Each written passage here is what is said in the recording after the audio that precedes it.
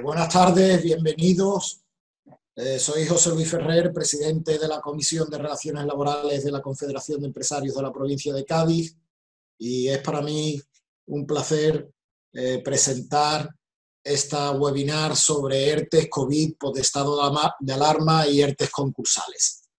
Esta jornada se encuadra en el proyecto CEA más Empresas que desarrolla la CEA en colaboración la Confederación de Empresarios de Andalucía, en colaboración con la Confederación de Empresarios de la provincia de Cádiz y con la financiación de la Consejería de Economía, Conocimiento, Empresas y Universidad. Son encuentros de interés empresarial sobre distintas temáticas y en esta ocasión sobre temática laboral y concursal fundamentalmente, y además se ha creado un servicio de asesoramiento a las empresas sobre todo lo relacionado a la crisis del COVID. Yo creo que tenemos un panel de expertos extraordinario. Creo que si el derecho al trabajo es siempre un derecho vivo, en estos momentos está vivo y coleando, en el sentido de que permanentemente estamos viviendo momentos de incertidumbre a todos los niveles y también de incertidumbre jurídica, fundamentalmente por lo novedoso y por lo continuo de las nuevas normas que están surgiendo, lógicamente, intentando adaptarse a la mayor brevedad posible a la realidad que la pandemia nos está tocando vivir, ¿no? Para mí es un placer presentar a los tres ponentes, a don Fernando Síquer Gilaber, que hablará en primer lugar, don Alberto García Pombo en último lugar, y don Sebastián Díaz Ribe.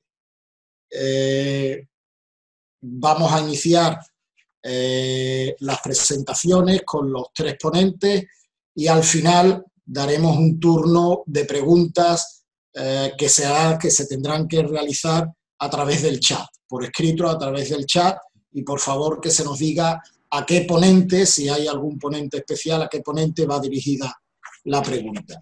Yo creo que lo que hemos dicho anteriormente, derecho laboral, derecho vivo, permanentemente saliendo nuevas normas.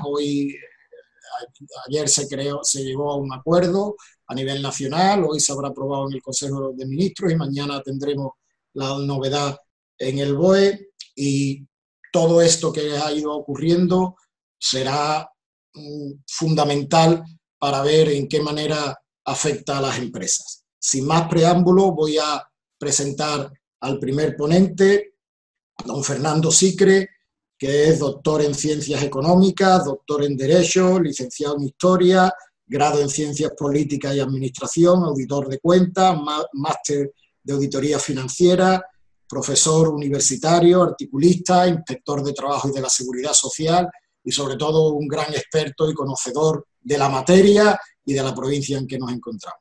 Sin más prolegómenos, don Fernando, tiene usted la palabra. Bien, pues buenas tardes a todos. Un momentín, a ver si... Vale. Buenas tardes a todos. Es para mí un honor poder participar hoy a través de la Confederación de Empresarios, a la que agradezco el haber contado conmigo para exponer la problemática que subyace para todos nosotros, seamos empresarios o no también, aunque efectivamente son los empresarios y los trabajadores los que más problemas a priori están teniendo como consecuencia de la situación de crisis sanitaria que estamos padeciendo. Pero independientemente de cómo se va a articular esta ponencia entre los tres ponentes, la parte mía, sintetizaré, digamos, lo que ha sido la primera parte de las normas que han configurado un especial y extraordinario régimen jurídico relacionado precisamente con la situación de crisis padecida. A continuación, Sebastián insistirá en las normas que se derivan del acuerdo que se ha suscrito entre sindicatos y empresarios más representativos, que se firmó el día de ayer y comenzaron el día 7 de mayo las consultas y la posibilidad de acuerdo. y que a fecha, a la hora del inicio de esta ponencia, aún en el Boletín Oficial del Estado no se ha publicado el Real Decreto Ley, digamos, que modifica sustancialmente la normativa que ahora mismo está vigente, que es la que me tocará a mí exponer. Pero antes de introducirnos quizá en este laberinto legislativo que ha habido como consecuencia de esa importante profusión de normas, a modo introductorio, y aquí lo tenemos en la primera de las diapositivas que os expongo, todo esto comienza el vericueto legislativo con la aprobación del decreto 463/2020. Antes incluso de la aprobación de esa norma ya aparecen dos normas concretamente, que eran los Reales Decretos Leyes 6 y 7 de 2020, en donde ya se conocía la dimensión gravísima del problema y se promulgaron una serie de normas, como a continuación veremos. Pero es curioso que para la gestión de la pandemia se conformó un gabinete de crisis formado por el presidente del gobierno y 4 ministros.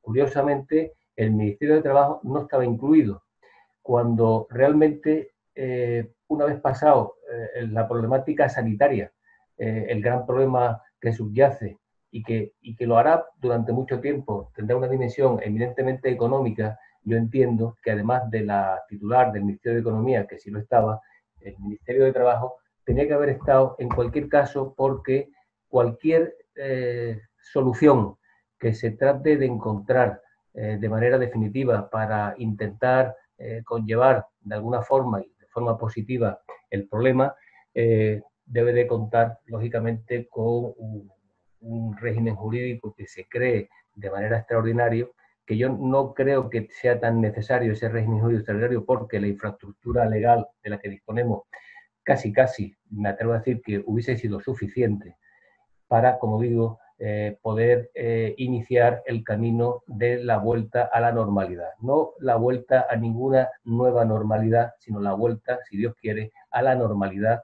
que existía con anterioridad a la situación de crisis sanitaria.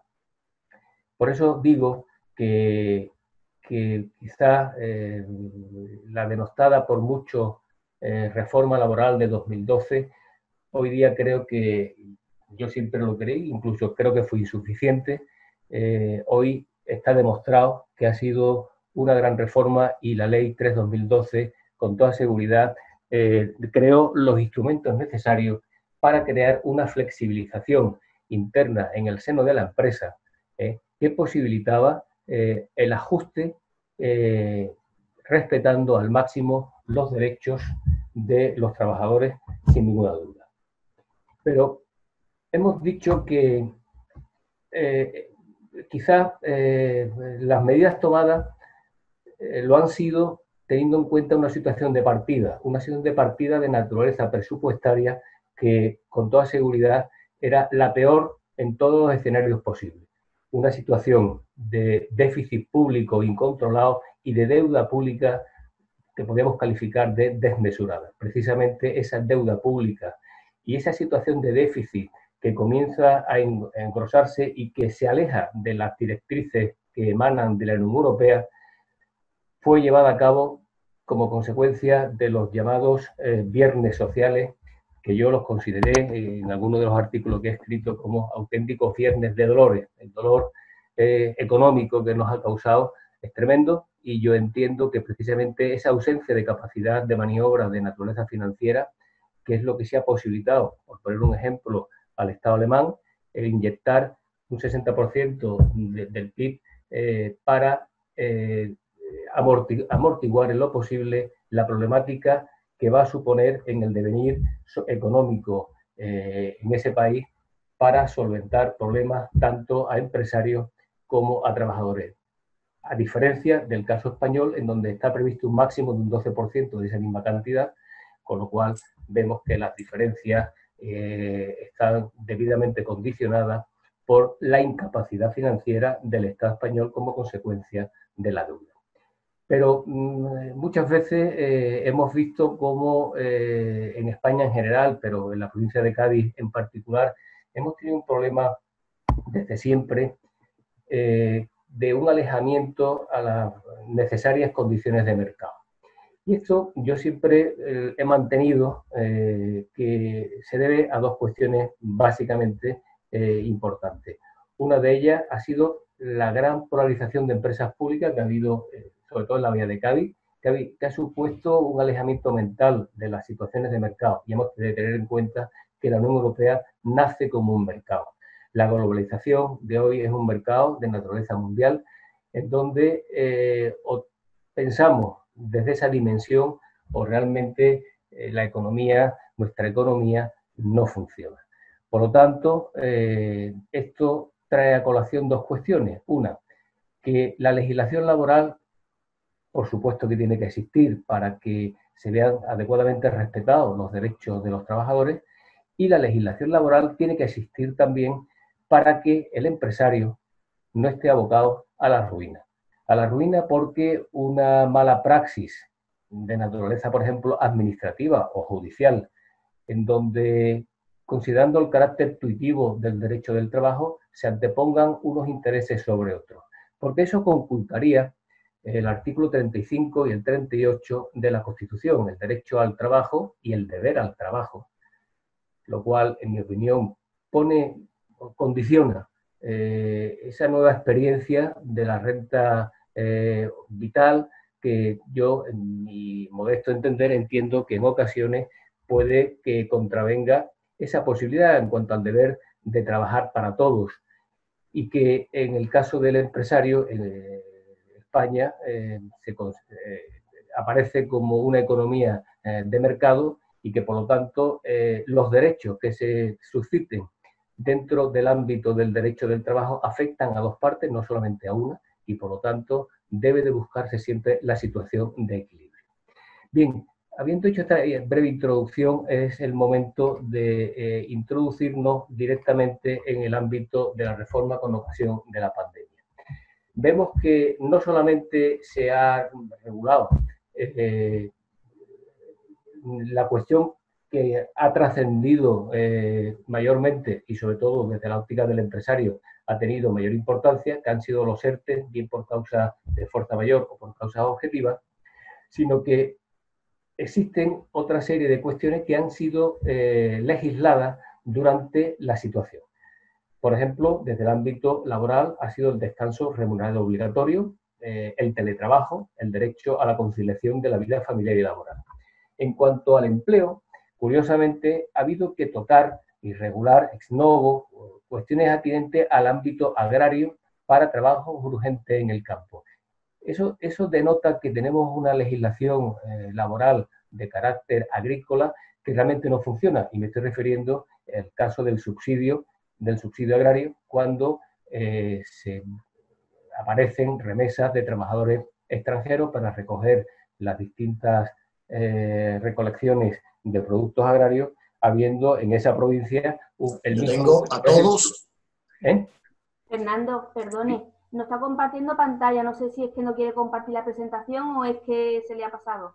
No, es que lo que pasa es que la he puesto, pero, o sea, a ver, es que si pongo esto no me sale a mí mi presentación. Bueno, mi intención era que estuviera puesta, pero problemas de índole informático, de lo que no soy en absoluto un experto, pues me impiden ahora mismo el verme. Pero bueno, eso no me distrae, no se preocupe.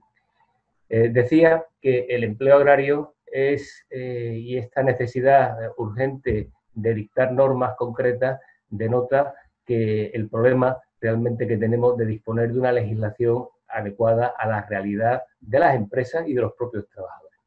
En cuanto a seguridad social, se han dictado dos cuestiones que tocan a dos instituciones, que es el aplazamiento de las cuotas y las moratorias en el pago de las cuotas. Asimismo, teniendo en cuenta que la prestación de desempleo está dentro de de cuestiones de seguridad social, hay una ampliación importante de la prestación, como después veremos, y haciendo especial hincapié precisamente en los trabajadores fijos, discontinuos, y en los trabajadores indefinidos contratados a tiempo parcial, cuyo llamamiento es conocido en el momento determinado, así como el de las empleadas de hogar y el de los autónomos con la finalización con el cese de su actividad. Se ha regulado, y esto ha sido una lucha titánica por parte de las asociaciones de trabajadores autónomos, fundamentalmente yo con el que más tengo relación es con Lorenzo Amor, en el que sus continuas reuniones y, en fin, su continuo pulso que ha echado permanentemente, yo creo que al final ha fructificado, quizás no todo lo que él quería, pero sí se ha modificado una serie de problemas que eran importantes y que los autónomos tenían el derecho a que se les reconociera una serie de cuestiones, no todas, pero algunas que han sido plasmadas en la legislación. Bien, todo esto empezaba, como digo, con el Real Decreto Ley 6/2020.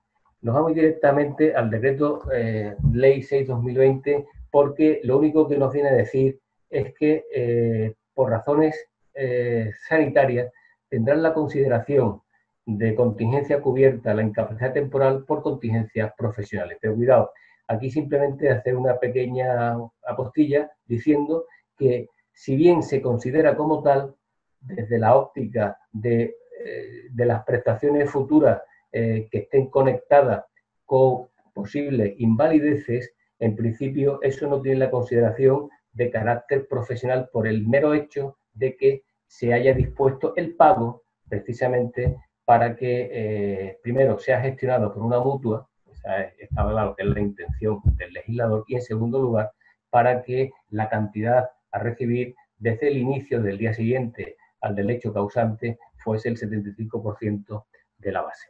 El Real Decreto Ley 7/2020, desde la óptica laboral, insisto, ha supuesto una importante medida de apoyo a los casos de los contratos fijos discontinuos en sectores de turismo, comercio y hostelería. Ha coincidido que el inicio de la problemática que ahora subyace era el comienzo de la actividad ya estival y la Semana Santa estaba asomándose en ese momento y realmente los trabajadores fijos discontinuos tenían un gran problema.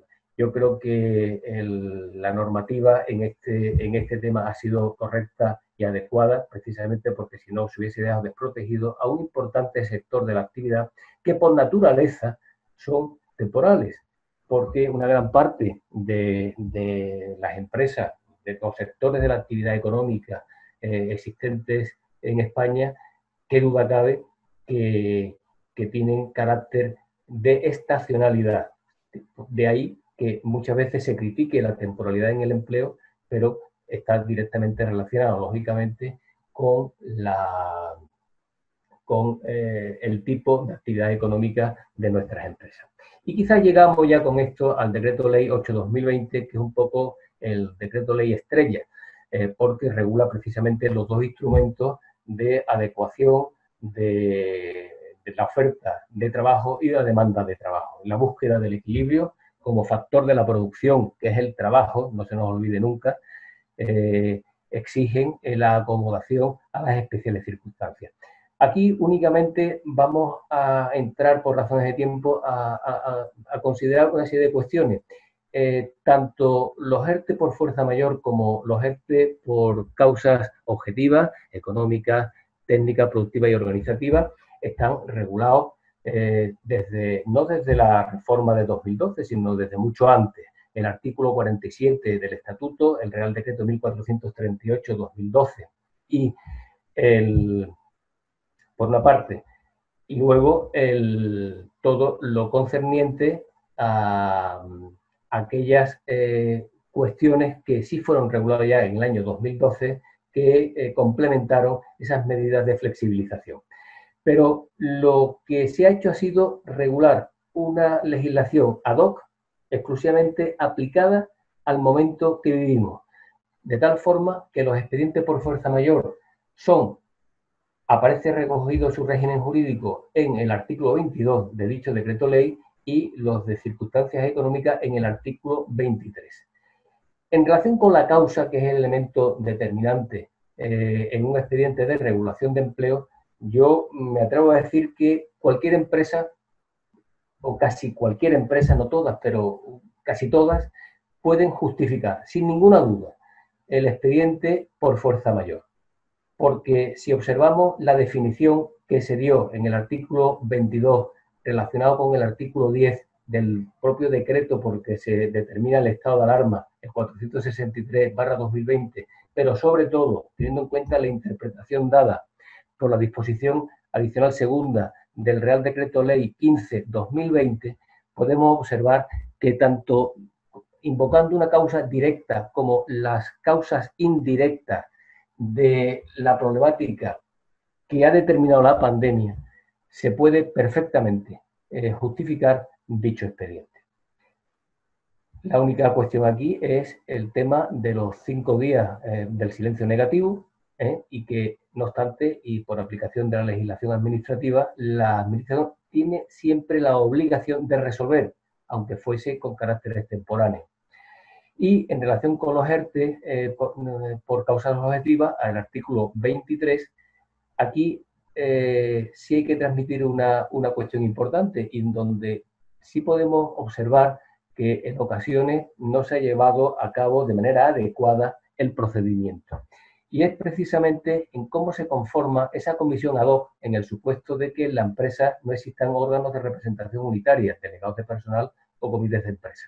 En ese caso se aparta de lo establecido en el artículo 41.4 del Estatuto de los Trabajadores para conformar adecuadamente esa comisión, en donde dice que de manera indistinta, y lo determinan los propios trabajadores afectados, se puede o bien ponerse en manos de los sindicatos más representativos que conformarían la comisión, o bien los trabajadores de manera democrática designan una terna de 3 trabajadores que los representará y que serán los integrantes de esa comisión. Bien, ahora, en esta legislación específica, artículo 23, esto no es así, sino que en segundo lugar, es decir, si no hay representación unitaria, el segundo escalón es la representación en la comisión de los sindicatos más representativos. Y como última opción, en caso de que la segunda no se produzca en el plazo limitado que establece la norma, es entonces cuando procede la elección de esa comisión elegida democráticamente por los trabajadores.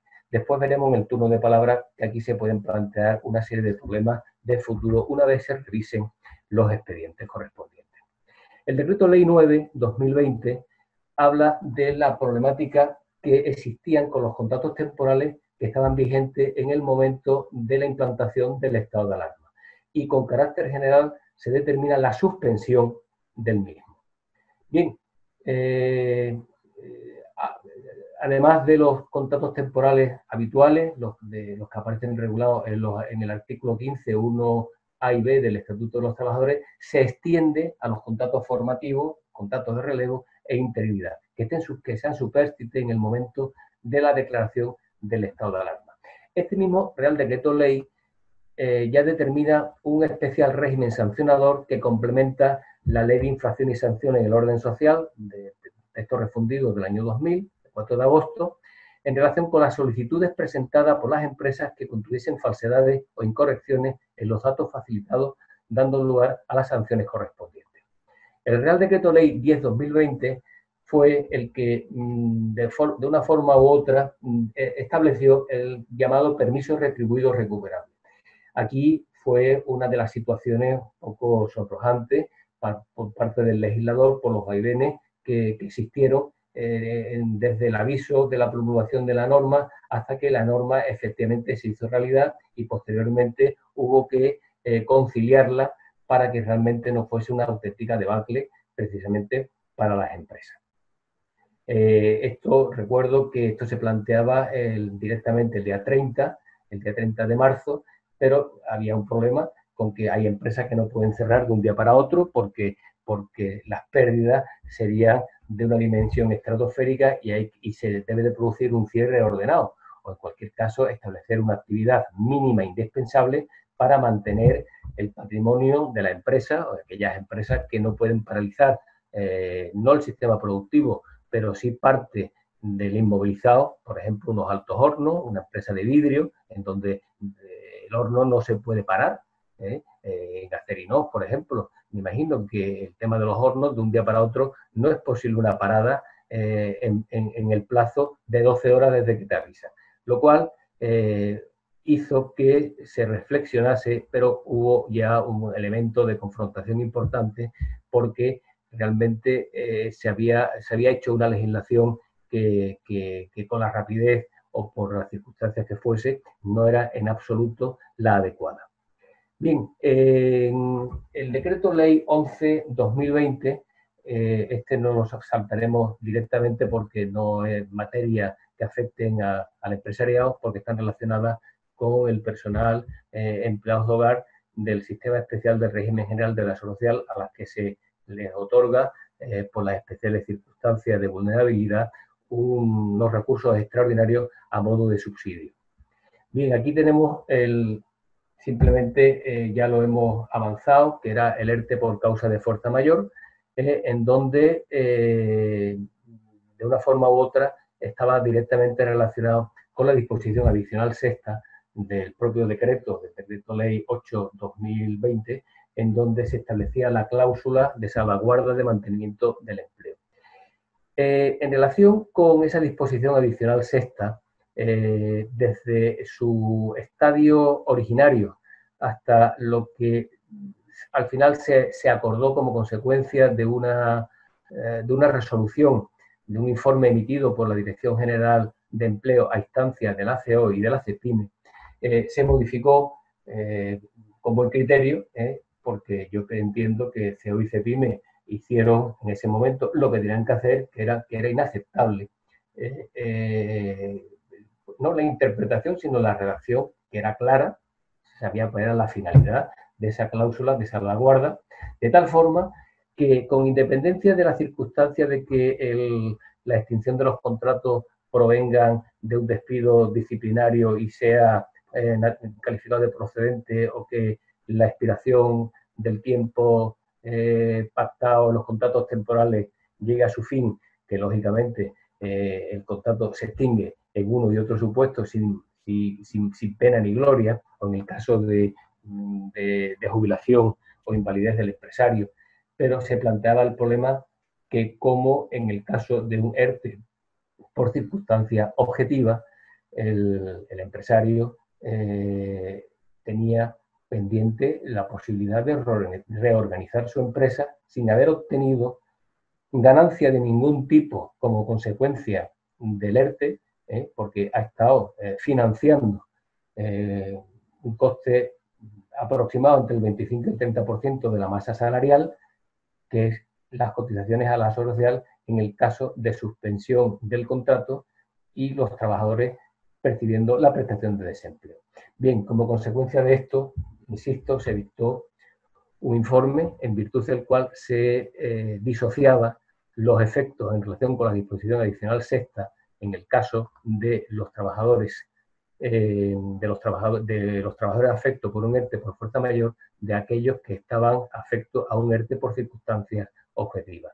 De tal forma que la disposición adicional sexta, que ha cambiado o que va a cambiar como consecuencia del nuevo Real Decreto Ley que se publicará hoy, o más tardar mañana, diferenciaba entre la fuerza mayor, en donde sí estaban obligados al mantenimiento del empleo, y las circunstancias objetivas, donde no estaban.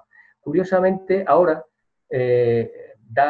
parece que en la redacción o en el acuerdo habido, en el caso de los ERTE por circunstancias objetivas, ese compromiso de mantenimiento de la actividad, insisto, en el de circunstancias objetivas, es lo que dice el acuerdo, no sé lo que dirá el decreto ley, se prolonga hasta el día 30 de junio.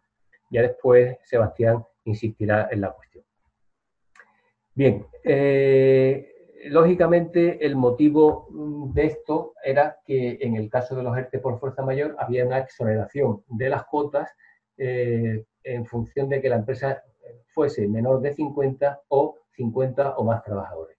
En el primer caso, la exoneración era del 100% de la cuota empresarial, y en el segundo supuesto, la exoneración era del 75% de la cuota empresarial. Bien, vamos a ver. Bien, la impugnación, aquí tenéis un breve resumen de la impugnación de las decisiones empresariales y resolución de la autoridad laboral.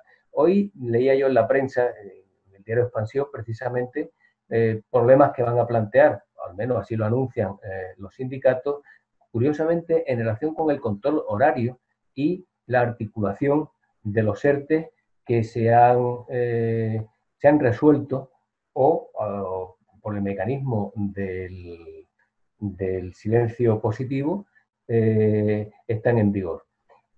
La impugnación, como veremos, es diferente en el caso del expediente por fuerza mayor, porque hay una resolución administrativa de por medio, cosa que no ocurre en el caso de la impugnación, en el caso del ERTE por circunstancias objetivas. Esto se les pasará para que ustedes lo puedan ver, con lo cual, y teniendo en cuenta la premura de tiempo en la que tenemos, paso a comentar lo siguiente. Es muy importante, en cualquier caso, detenernos un momentín en el decreto ley 15/2020. El decreto ley 15/2020 establece una serie de cuestiones ya visualizando que la crisis que tenemos es monumental y es un gran problema para el futuro, no solamente inmediato, sino a medio y largo plazo. Por una parte, se establecen normas para la disponibilidad excepcional de planes de pensiones. Se establecen normas para modificar el sistema especial de trabajadores por cuenta ajena agrario. Se suspenden plazos en el ámbito de actuación de la Inspección de Trabajo con la sola excepción de aquellos requerimientos o paralización de la actividad, bien con anterioridad a la situación de pandemia o durante la situación de pandemia. Solamente en estos casos hay que atender a los plazos que marcan en el propio requerimiento para determinar si el requerimiento o no se cumplió. Normalmente van a ser requerimientos en materia de prevención de riesgos laborales. El ministro de Trabajo ha metido su cuña particular, ya lo avisó en alguno de sus informes cuando era presidente de la IREF, y ha trasladado el sistema de clases pasivas que estaba ubicado en el Ministerio de Hacienda al régimen a la Seguridad Social, en cuyo caso aquí también habrá modificaciones importantes, supongo, en el momento en el que se articule ya definitivamente, no el traspaso, únicamente se ha dispuesto para que la gestión se lleve desde la Dirección General de Ordenación de la Seguridad Social y, por lo tanto, se ha desubicado, yo creo que por razones sistemáticas está bien, pero no es el momento oportuno para hacerlo a través de un decreto ley. Esto requiere hacer las cosas como Dios manda, a través de la puesta en funcionamiento de un proyecto de ley en el Congreso, en las Cortes, y que se tramite por la vía ordinaria, no en un decreto ley. Muchas cuestiones han sido tocadas, como digo, en el decreto ley, pero las más importantes son las que hemos dicho, nos tenemos que quedar con ellas, que son los dos instrumentos de adecuación de la mano de obra a las circunstancias existentes, que tiene o no tiene un coste a priori para el empresario, pero que sin ninguna duda el coste es descomunal en cualquier caso, porque las empresas paradas, por supuesto, que siguen costando dinero, porque en el ERTE, por circunstancias objetivas, cuesta dinero desde el mismo momento en el que se suspende la actividad y el trabajador comienza a cobrar el desempleo como consecuencia de la suspensión, y porque en el ERTE por fuerza mayor existe un compromiso de 6 meses en donde parece que el empresario renuncia, en cualquier caso, a poder ajustar, finalizado esa causa coyuntural que determinó la fuerza mayor, insisto, para hacer realidad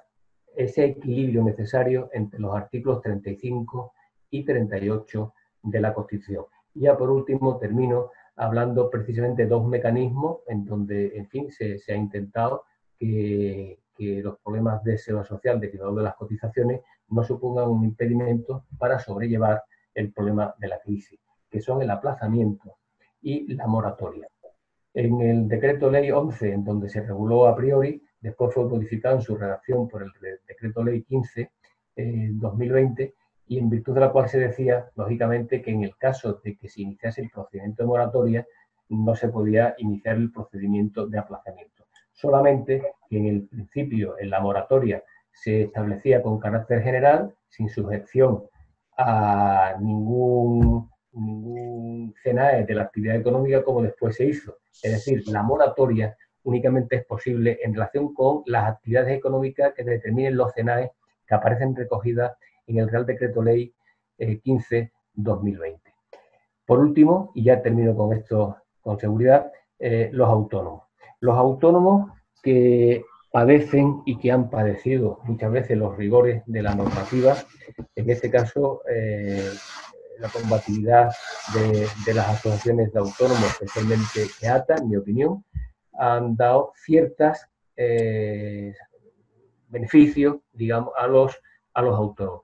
Serán los pequeños empresarios y los autónomos, que también lo son habitualmente, los mayores afectados, desgraciadamente, de la crisis. Y yo creo que el Estado, la sociedad española en general, tiene que considerar y echar una mano a los autónomos, porque la problemática de una pequeña empresa con una capacidad financiera prácticamente inexistente normalmente estarán abocados en el caso de que, aparte de las ayudas, de que la legislación, además de una situación de certidumbre, necesitará la flexibilidad necesaria para que los autónomos saquen sus empresas para adelante.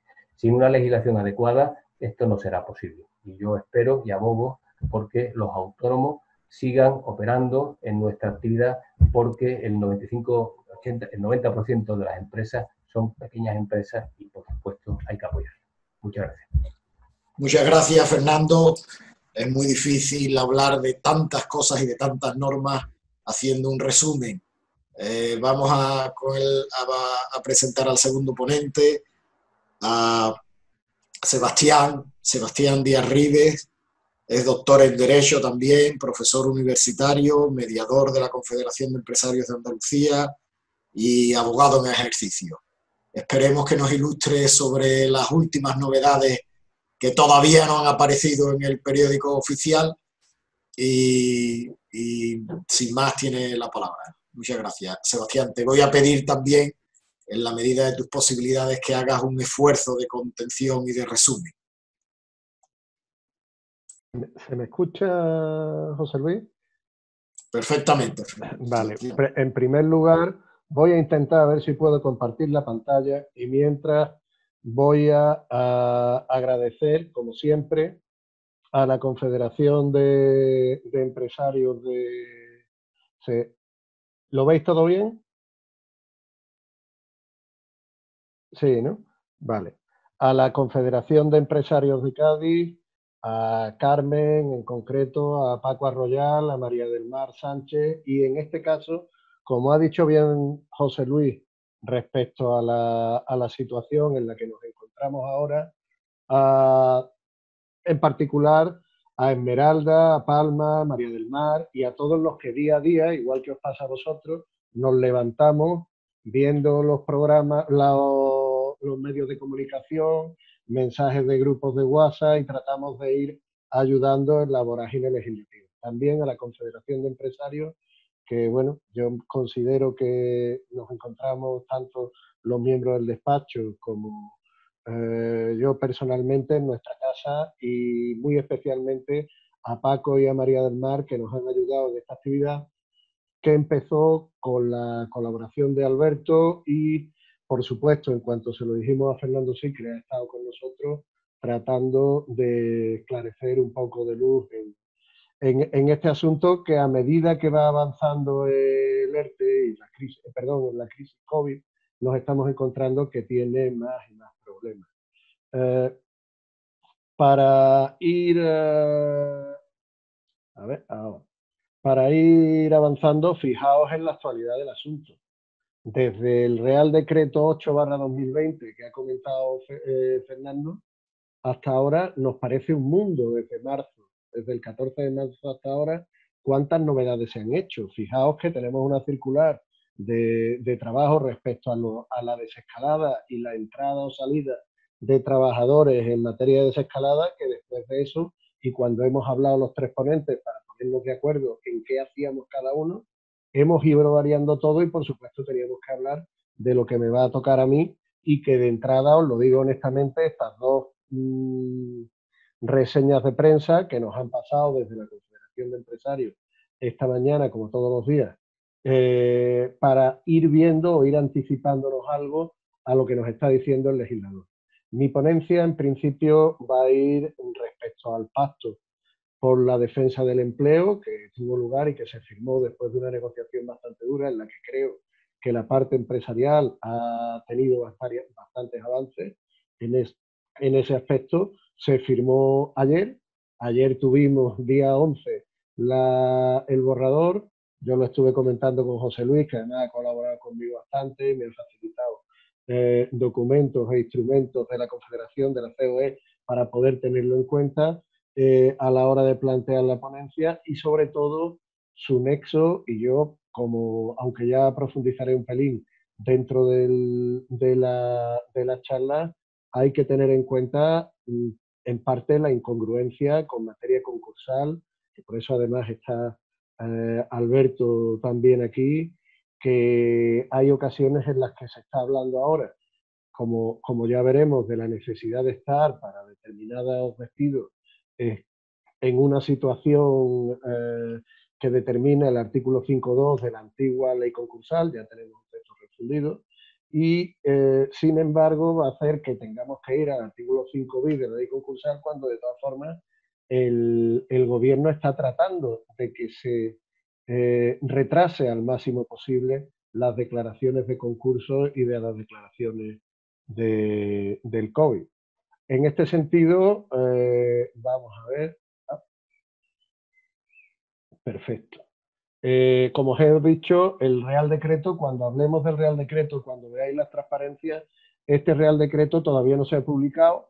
Estamos hablando sobre el decreto que ya veremos, entiendo, que consiste, y que yo a la hora de preparar la ponencia la hemos hecho sobre el acuerdo que se ha firmado por las organizaciones representativas y fundamentalmente respecto a los entes de fuerza mayor total. Como veis, y ha anticipado Fernando, se prorrogan hasta el 30 de junio. Antes estaba vinculado otro tipo de plazo. Se trata de un plazo objetivo, evita dudas sobre desescalada cuando permita abrir o no permita abrir la actividad, y hablamos también de que eso beneficia de forma importante a la empresa, para que no tenga la empresa que probar de forma efectiva que su decisión es correcta o no.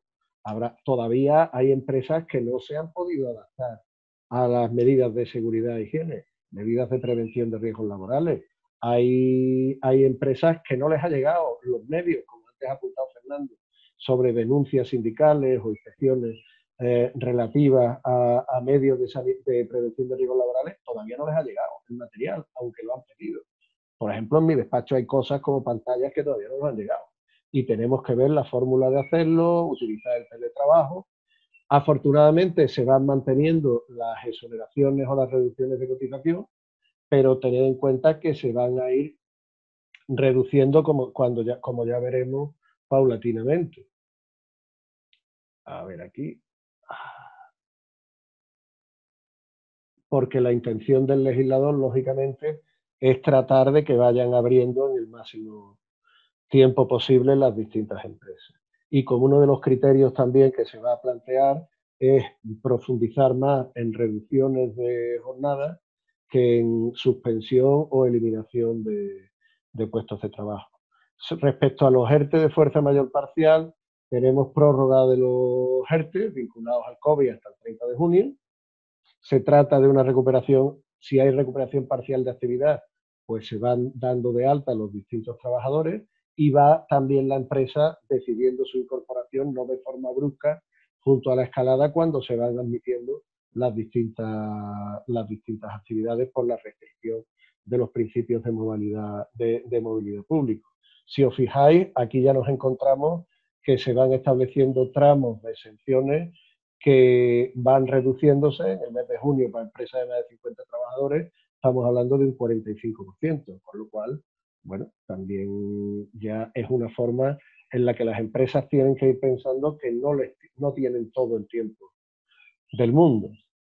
En el mismo sentido, fijaos que para los trabajadores que permanecen en el ERTE, las exenciones son más reducidas que para los que no se encuentran en el ERTE. Entonces, bueno, vamos a ir viendo la fórmula que va utilizando el legislador, sobre todo si a partir del 30 de junio hay actividades, y estoy pensando en actividades turísticas, actividades de hostelería, de restauración, si esas actividades realmente van a poder seguir, no van a poder seguir. Tener en cuenta que se ha establecido hoy una orden de establecimiento de cuarentena de 15 días a cualquier persona que venga a España, y eso prácticamente hace que determinadas posiciones turísticas como las nuestras de la provincia de Cádiz, de paquetes de 15 días, pues salvo que alguien quiera estar en un hotel y tampoco en cuarentena, pues nos encontramos con que va a ser uno de los sectores más complicados.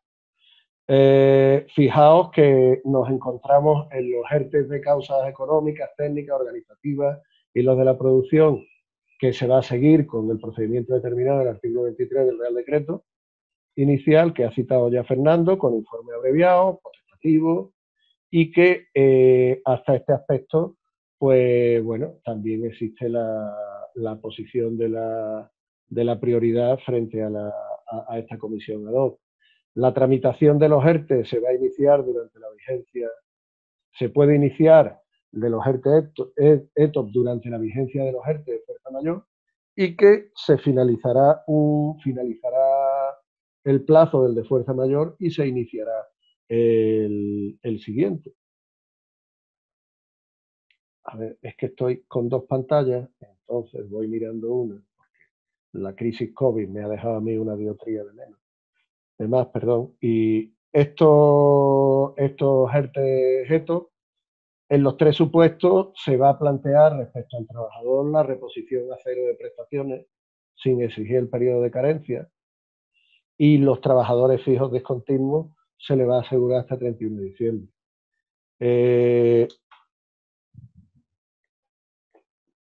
Esa situación también hay que tener en cuenta, sobre todo en una provincia como la nuestra, que tenemos pues, una gran relación con Gibraltar, o sectores como por ejemplo sectores de náutica deportiva, sectores de charter, en la que hay titulares de empresas, por ejemplo yates, que se hagan para actividad turística de charteo, en la que la empresa está radicada en un paraíso fiscal.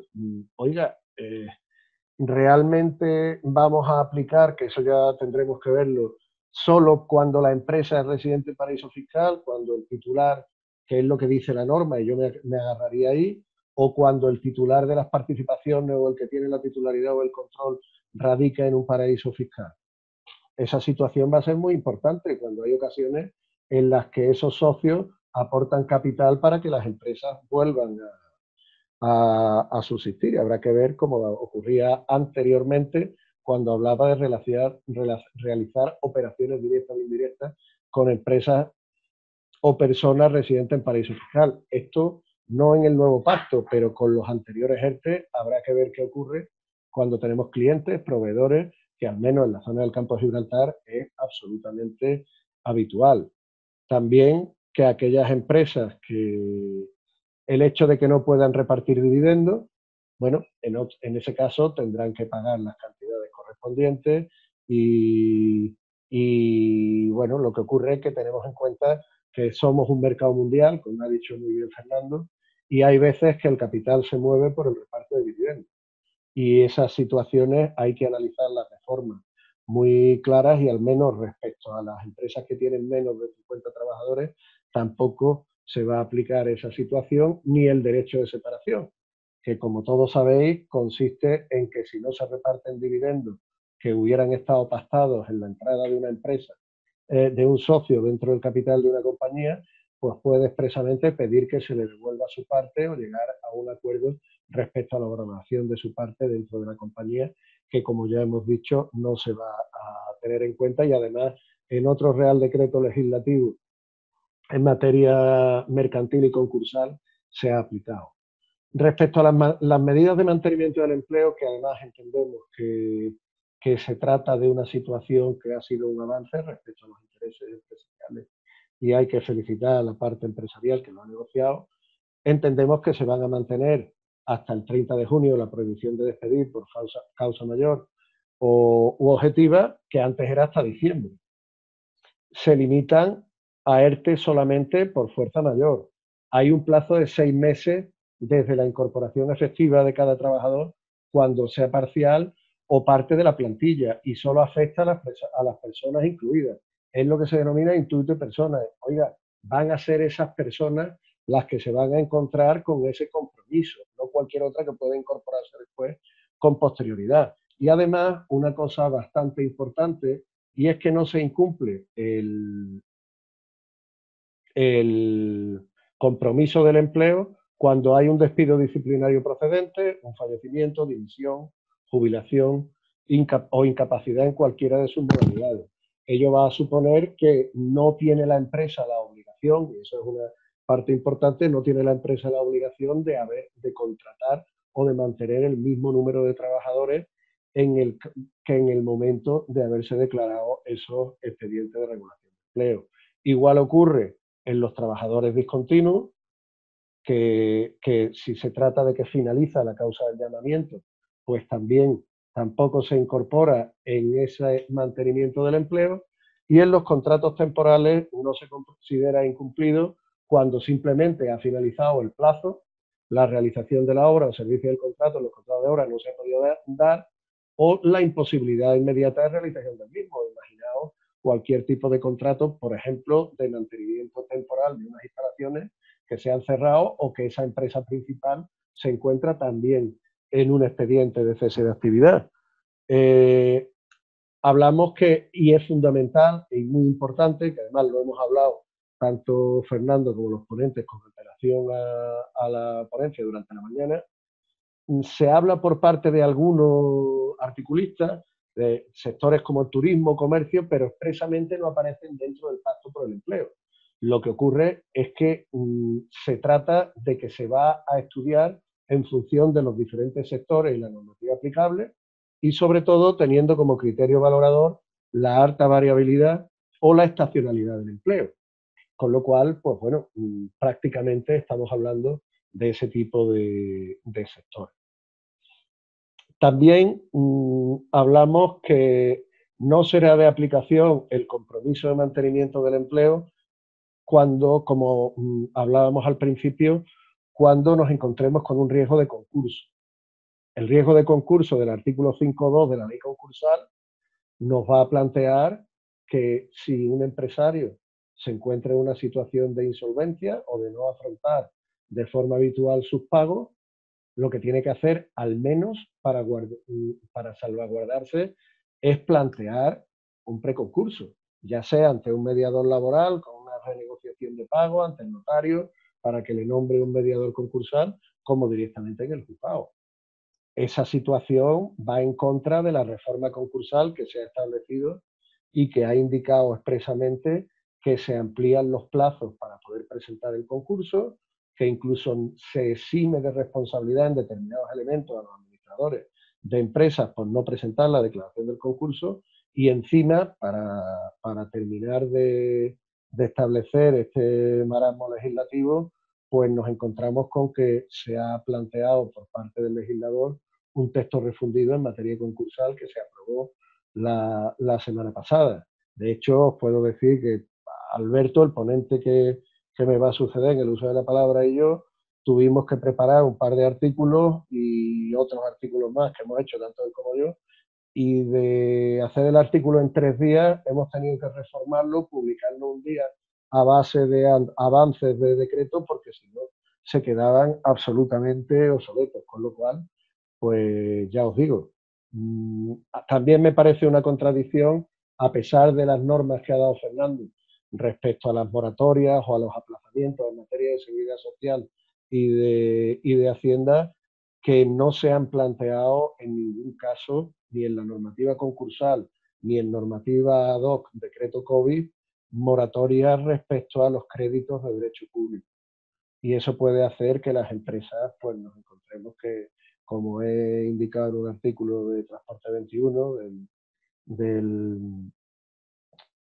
en materia de transporte, la empresa está desnuda. ¿Por qué está desnuda? Porque realmente no se le están dando los instrumentos necesarios para poder afrontar, a pesar de que estos son muy importantes y se ha flexibilizado mucho la regulación habitual, no se le están dando los instrumentos necesarios para poder subsistir. Nos encontramos como el cuento de Andersen del traje del emperador, de la empresa está desnuda, y aunque no esté en concurso o no permita decir que está en concurso, realmente lo está.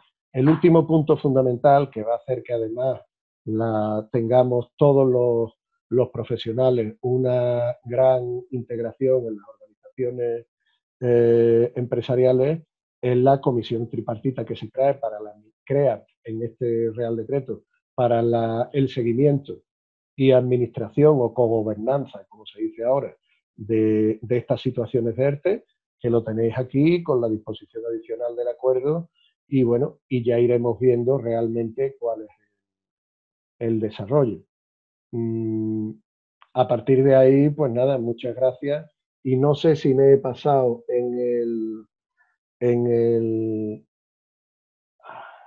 no sé si me he pasado en el tiempo.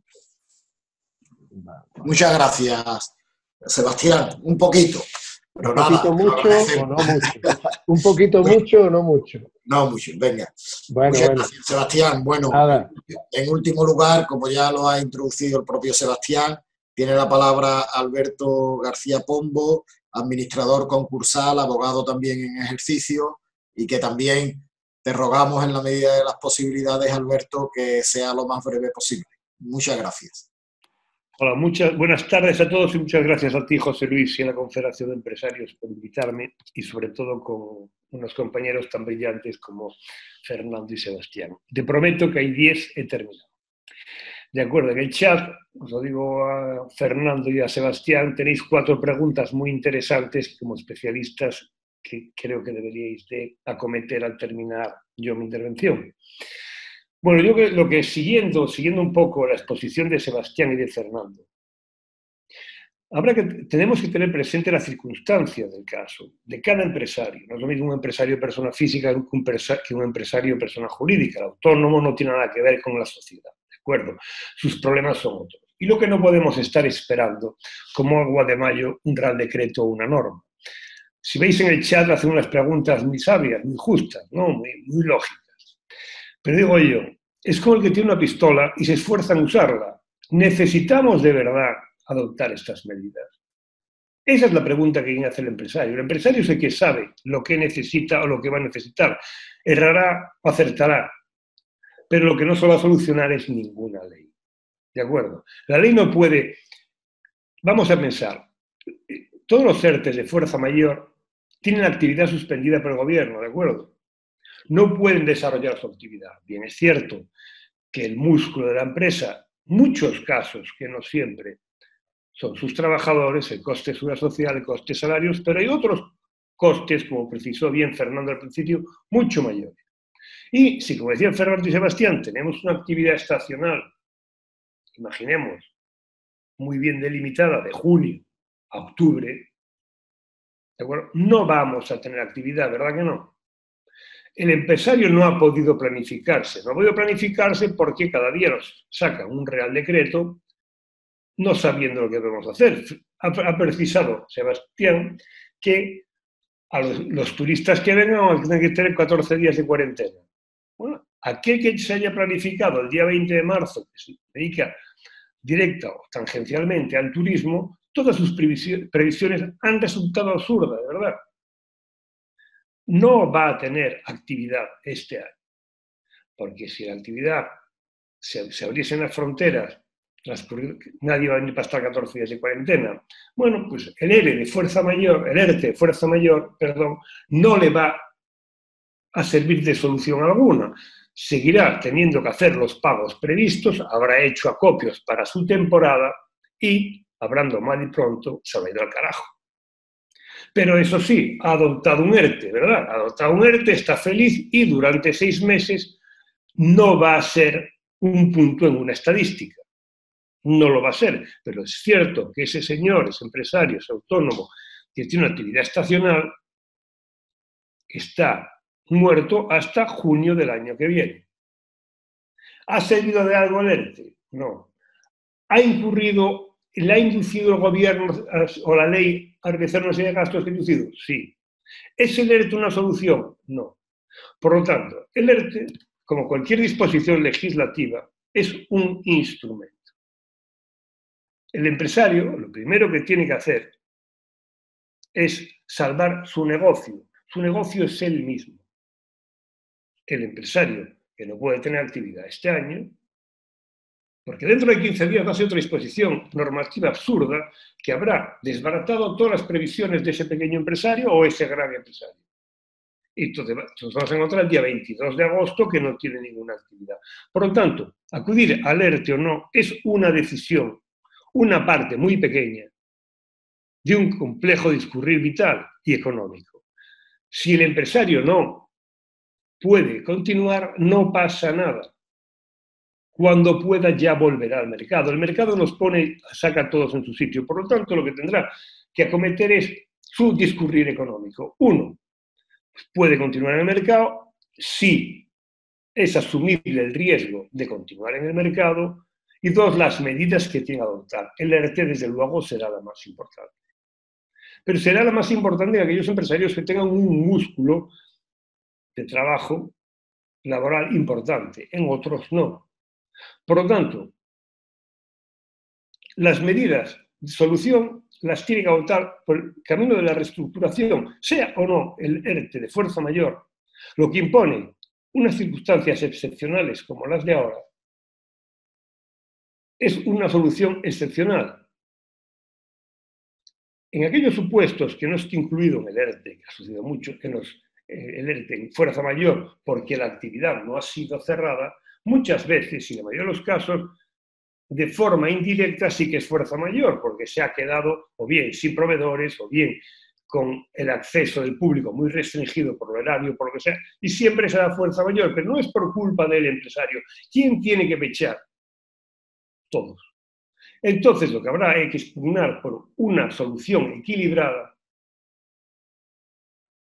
y socializada. No habrá que hacer asumir al empresario los riesgos de una actividad que no ha sido por él originada. En ese caso puede, uno, el empresario, persona física, lo tiene más complicado, el autónomo lo tiene más complicado porque responde siempre con su patrimonio, está siempre expuesto, y si está casado está expuesto el patrimonio de su familia, de su mujer. El empresario, persona jurídica de la sociedad, sí que tiene otros recursos para salir. Pero en cualquier caso, entendemos, tiene que habilitarse la resolución del contrato de trabajo por causas objetivas siempre, porque el que no puede, la actividad no se puede desarrollar por una sencilla razón, porque está proscrita o porque se ha suscitado un cambio tan trascendente en el mercado que las previsiones del empresario no han tenido lugar. Pero no por una imprevisión de él o por una modificación ligera de su estructura, no, porque por disposición normativa el empresario no puede realizar su actividad. Por lo tanto, cuando esto se calme, que se calmará, yo entiendo que cualquier despido que se realice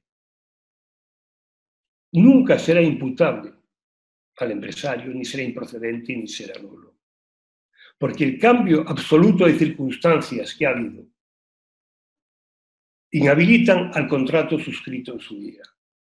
El cambio en las circunstancias de la relación laboral tiene por dos caminos. Uno, por el legislativo o normativo, porque ley no es, aunque luego la compañía de Congreso, y dos, por las circunstancias del mercado. Nunca podrá, nunca, por sentido común, hacerse repercutir a un empresario cualquier vicisitud ahora. Nunca podrá ser declarado culpable un concurso, nunca podrá. Porque nunca será imputable. Está en estricta técnica jurídica, se ha roto la causa de imputabilidad. Es imposible imputar ninguna gravedad ningún perjuicio a un empresario, porque ahora despide a un trabajador, cierre su empresa, porque no lo hace por gusto, no lo hace por negligencia. Las circunstancias son tan excepcionales que, llegado el momento, cualquier juez con sentido común, que alguno habrá, tiene caminos legales suficientes, normativos, para poner las cosas en su sitio. Y la ley, por mucho Real Decreto que estamos esperando todos como tontos, estamos como tontos esperando lo que dice un gobierno de tontos, van a arreglar nada. Si mañana dice por Real Decreto que haga sol, no va a hacer sol. Si dice que mañana va a ser viernes, no va a ser viernes. Entonces, obtenemos un poco de cordura y sobre todo el empresario, que es el músculo de este país, y lo prueba esta reunión que estamos teniendo aquí, tendrá que tomar las decisiones que él entienda ajustadas, eso sí, sin tomar riesgos, porque es un país muy peligroso el que nos ha tocado vivir. Muchas gracias por la invitación y Fernando, Sebastián, tenéis 5 o 6 preguntas de mucha amiga para responder. Gracias. Muchas gracias, Alberto, por la claridad de tu exposición y por la brevedad que nos ayuda a exponer más de 5 o 6. Muchas de las preguntas que nos han hecho los que han estado oyendo atentamente vuestras ponencias. La primera, si me permite, vais contestando los que creáis. Hoy, ¿se podría presentar un ERTE por fuerza mayor de una empresa con la actividad suspendida legalmente y tendría efectos desde el 14 de marzo?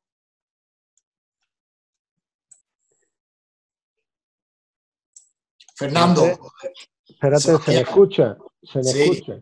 Yo voy a hacer una puntualización únicamente, sobre todo por varias de las preguntas que me ha dado tiempo a leer después de mi exposición y después, si no le damos paso a Fernando. Para mí, lo que no está prohibido está permitido. Con lo cual, al menos el problema va a ser respecto a esta pregunta, y si no, Fernando me corregirá, a efectos de prueba también. Sí. Respecto a la actuación, si realmente se ha trabajado o no, qué es lo que ha ocurrido, y otra cosa más importante también, las posibles devoluciones de cuotas, y va a ser, a nivel administrativo va a ser terrible, desde luego, y sobre todo a nivel de prueba. Gracias, Fernando. Sí, la respuesta es que sí, como decía Sebastián, sin ninguna duda. Lo que pasa es que en derecho lo que no se prueba no existe. Con lo cual, ¿cómo se prueba que no se ha estado trabajando desde el día 14 hasta el día de hoy? Posible es posible. El problema, insisto, es un problema de prueba.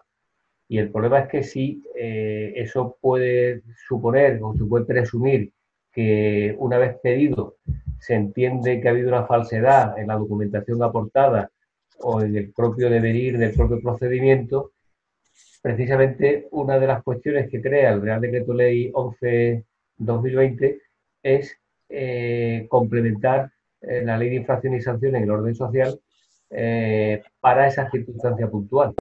Entonces, bueno, se puede hacer, pero hay que hacerlo correctamente. Efectivamente. Varias preguntas relacionadas con la suspensión de los contratos temporales. Un expediente de fuerza mayor por hostelería y trabajadores fijos discontinuos y eventuales afectados. El hotel cierra normalmente en octubre. ¿Cómo mantiene el compromiso de los 6 meses? Bueno, de esas hay varias preguntas. ¿Hay que extender un contrato eventual que termina el 30 de mayo? Un contrato por transporte escolar que termina el 22 de junio.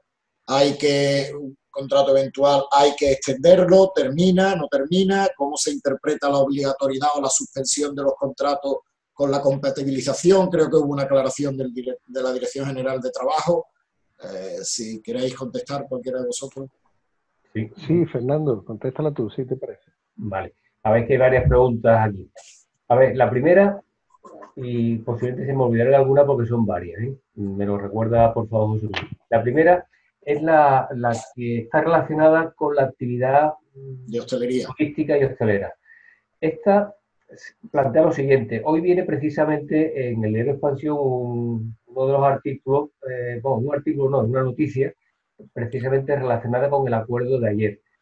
Pero esto hay que retrotraerse a la disposición adicional 4ª del Real Decreto Ley 11/2020. Aquí se establecía una serie de distingos en relación con ciertas actividades relacionadas con las actividades musicales y de eventos, que lógicamente por naturaleza son temporales. Y claro, en la aplicación del régimen, digamos, ordinario creado por esta legislación ad hoc, pues imposibilitaba su aplicación práctica. Pero qué duda cabe que es que el turismo, el comercio y la hostelería, con carácter general, hay otras más, la agricultura, por ejemplo, son actividades estacionales y necesariamente la aplicación por extensión interpretativa de la disposición adicional cuarta nos lleva a que la disposición final 3.3 del acuerdo económico de ayer posibilite, deje abierto el campo para que todas estas actividades debidamente probadas no supongan ningún tipo de problema precisamente la finalización de esos contratos y por lo tanto la exoneración de la aplicación en los términos literales de la cláusula de salvaguarda de la disposición adicional sexta del decreto ley 8/2020. Esa sería la primera pregunta. ¿Tú quieres seguir, Sebastián? No, yo estoy en eso de acuerdo contigo. Vale. Después hay una segunda pregunta en relación con los contratos temporales. En los contratos temporales, la normativa está clara. Eso aparece regulado en el Real Decreto Ley 9/2020. Lo que dice la norma es lo siguiente. Contratos temporales en principio y con carácter general se suspenden en el momento del planteamiento, o sea, en el momento de la declaración del estado de alarma, precisamente por lo establecido en el artículo 10 del decreto 463. ¿Qué ocurre? Que dice la norma, se suspenden los contratos salvo que se prevea la imposibilidad manifiesta de la realización del objeto y la causa por la que se estableció el contrato. Con lo cual, si eso deviene imposible, el contrato debe extinguirse en el momento y no esperar a la suspensión del contrato, si ya se prevé que es imposible materialmente el cumplimiento postergado del mismo. Pero que con carácter general, lo que dice la norma es precisamente que se suspenda el contrato y se integre al trabajador en el expediente de regulación de empleo. Claro, si el expediente es por fuerza mayor, es evidente que no hay ningún problema, porque el empresario está exonerado de las cotizaciones y con independencia de los costes fijos empresariales que no sean estrictamente laborales, el empresario, desde luego, no asume el costo del salario, pero sí asume, o sea, no asumiría ningún costo de naturaleza laboral, pero sí en un ERTE por causa objetiva. ¿Qué ocurrió? Que como consecuencia después de porque era excesivamente oneroso, en mi opinión, la cuestión si no se entendía o se diferenciaba de manera abierta entre los ERTE por fuerza mayor y los ERTE por circunstancias objetivas, precisamente la disposición final segunda del decreto ley 15/2020 lo que hizo fue interpretar de manera extensiva el ámbito de aplicación del concepto de la fuerza mayor que se regulaba ex profeso para la situación de la pandemia. Con lo cual, en principio, tenemos que decir un contrato temporal, incluidos los formativos y los de interinaje, se suspenden y, finalizado el periodo de la suspensión, se prorroga el tiempo que mediaba para su finalización, bien el tiempo por término o bien por conclusión de la obra o servicio determinado. Eso es lo que dice la norma. Y ahí no hay, en este caso de los contratos temporales no hay ninguna duda. Si la empresa siguió prestando servicio y el contratado temporal lo siguió haciendo, lógicamente termina en el momento en el que finaliza por disposición del propio contrato. Ahí tampoco tendría que haber ninguna duda. Y hay más preguntas, pero realmente no recuerdo exactamente cuáles eran las preguntas. José Luis, ¿me las puedes repetir? Un transporte escolar que termina el 20 de junio y termina el 20 de junio. Vamos a ver, yo soy de la opinión y, hombre, yo quisiera que todo, sobre todo al final, bueno, los jueces me imagino que tendrán una opinión, si no igual que la mía, parecida, supongo. Pero hay una máxima en derecho que dice que a lo imposible no se está obligado. Si el contrato de transporte escolar finaliza el 20 de junio, pues ha finalizado la actividad. Sería absurdo pensar una cosa diferente, ¿no? Otra cosa es que fuera fijo discontinuo. Eso es otra historia. No, claro, se plantea el problema, y aquí sí se comentó y se ha comentado, que qué pasa cuando un contrato temporal se ha formalizado y se ha formalizado en fraude. Claro, eso es un problema, y es verdad que hay muchos contratos temporales. Yo no voy a entrar ahora en la valoración, porque no es el momento, de si la legislación española en relación con la contratación temporal es la adecuada o no, pero lo cierto es que la legislación española es rígida en cuanto a la determinación de la causa en relación con el objeto del contrato, y que, por lo tanto, si aplicando el régimen jurídico ordinario previsto en los artículos 15.1 A y B, eventual por circunstancias de la producción, y el de obra o servicio determinado, la norma es clara. Y realmente hay veces que o bien en la aplicación del artículo 15.5, cuando en el periodo de 30 meses se trabaja en 24. Claro, un contrato temporal no está previsto para eso, pero yo insisto en una cosa que tenemos que tener clara.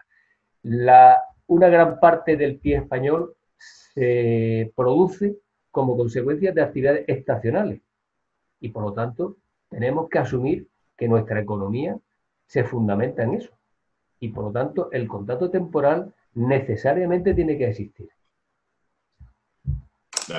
Hay varias preguntas relacionadas con el cumplimiento. Sebastián quería decir algo. Sí, yo quería insistir también en lo que ha dicho Fernando.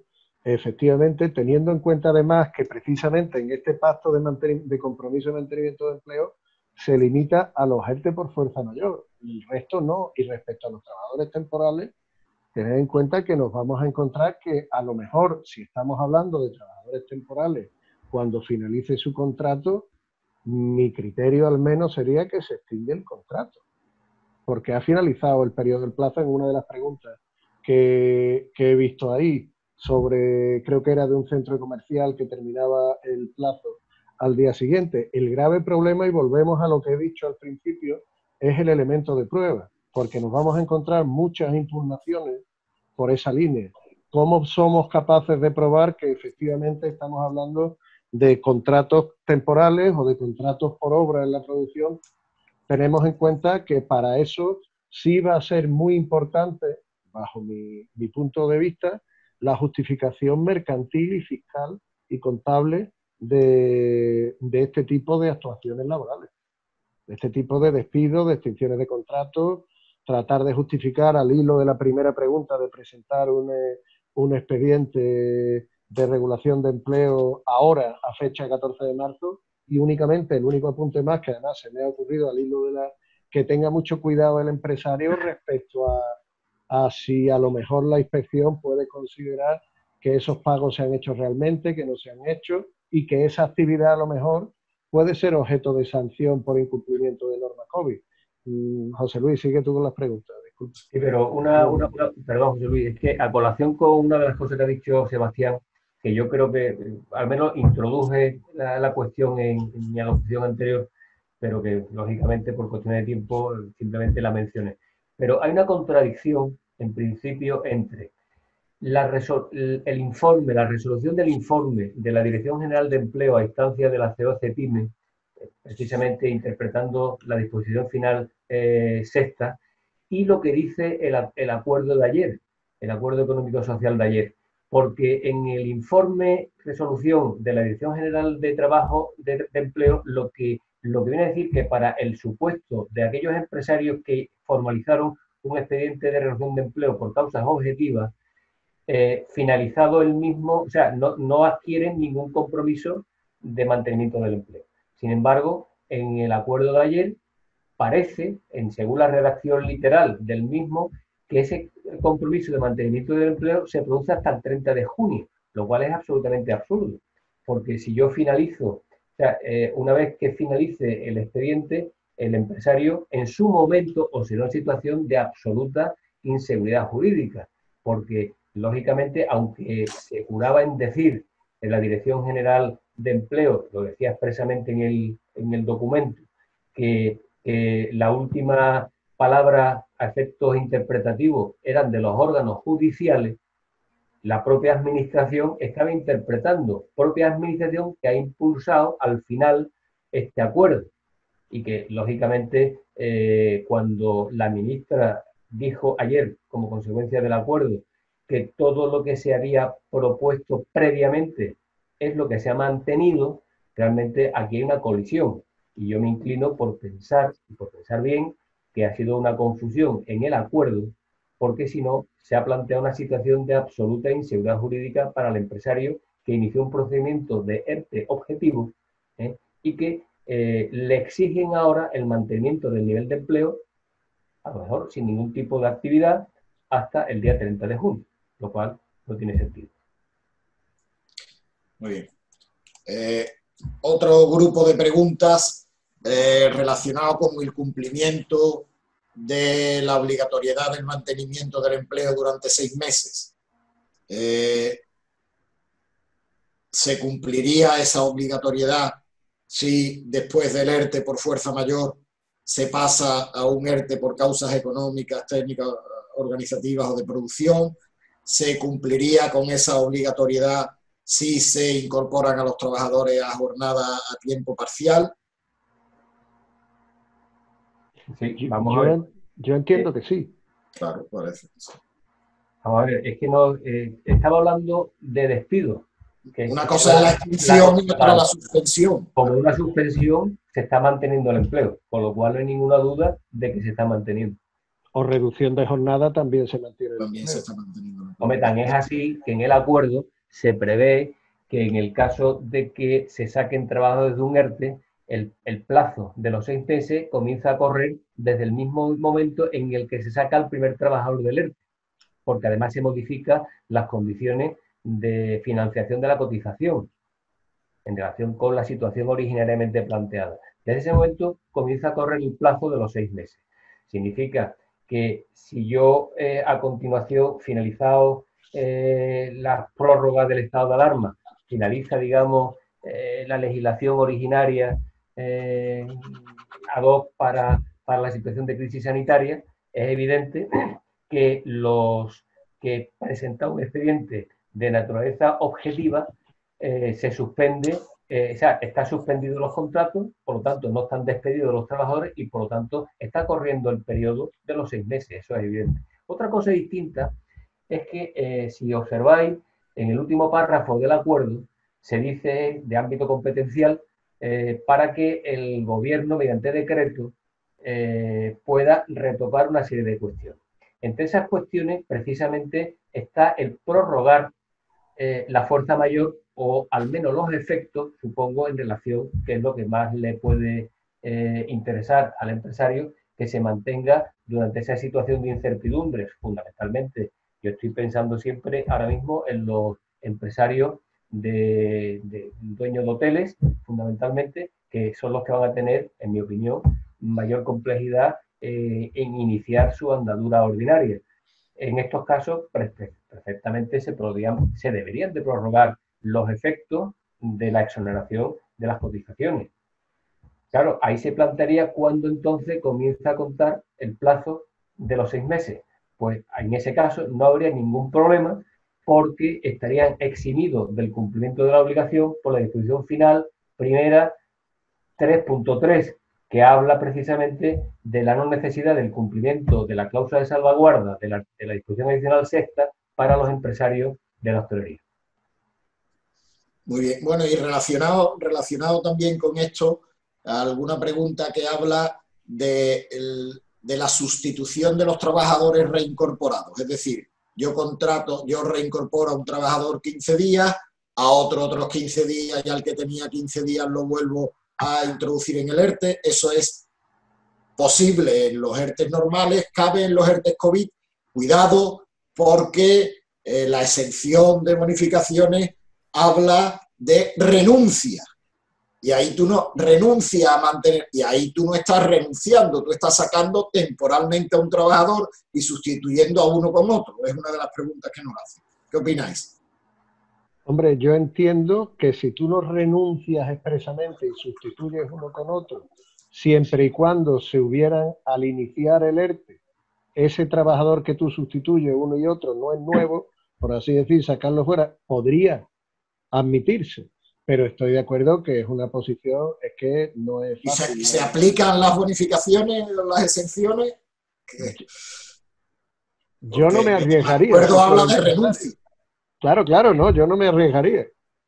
Hombre, hay dos posibilidades. Una, que se admita, Y otra que sería lo adecuado, porque el futuro es incierto y incierto de un día para otro.